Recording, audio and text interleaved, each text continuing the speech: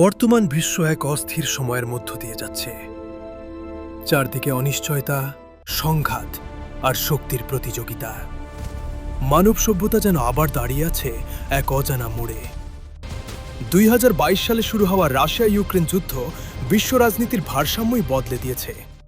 পশ্চিমা সামরিক জোট ন্যাটো ইউক্রেনের পাশে দাঁড়িয়েছে, আর রাশিয়া পেয়েছে নিজের শক্তিশালী মিত্রদের সমর্থন। ফলে এই যুদ্ধ আর শুধু আঞ্চলিক নয়, পরিণত হয়েছে বৈশ্বিক শক্তির সংঘর্ষে। মধ্যপ্রাচ্যে ইসরায়েল হামাস সংঘাত নতুন করে জ্বালিয়ে দিয়েছে উত্তেজনার আগুন।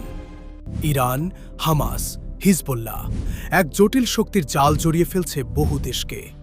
প্রতিটি হামলা, প্রতিটি প্রতিশোধ বিশ্বকে ঠেলে দিচ্ছে আরও বড় সংঘাতের দিকে। এশিয়াতেও বাড়ছে উদ্বেগ।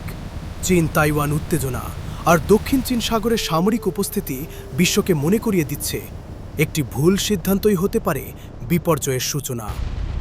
অন্যদিকে কিম জং উনের ক্ষেপণাস্ত্র পরীক্ষা পারমাণবিক হুমকিকে করে তুলছে আরও বাস্তব, আরও কাছের। পারমাণবিক শক্তিমানবিক শক্তিধর দেশগুলোর ভাষাও আজ শীতল নয়, বরং অশনি সংকেতের মতো। রাশিয়ার পররাষ্ট্রমন্ত্রী সের্গেই লাভরভ সতর্ক করেছেন, পরিস্থিতি নিয়ন্ত্রণের বাইরে গেলে তার রূপ নিতে পারে বিশ্বযুদ্ধে। শুধু যুদ্ধক্ষেত্রেই নয়, সাইবার হামলা, অর্থনৈতিক নিষেধাজ্ঞা, বাণিজ্য যুদ্ধ সব মিলিয়ে বিশ্ব ঢুকে পড়েছে এক পলি ক্রাইসিস বাস্তবতায়, যেখানে সংকট একে অন্যকে জন্ম দিচ্ছে। তৃতীয় বিশ্বযুদ্ধ এখনও শুরু হয়নি, কিন্তু ইতিহাস আমাদের শিখিয়েছে সংলাপ থেমে গেলে অস্ত্রই কথা বলে।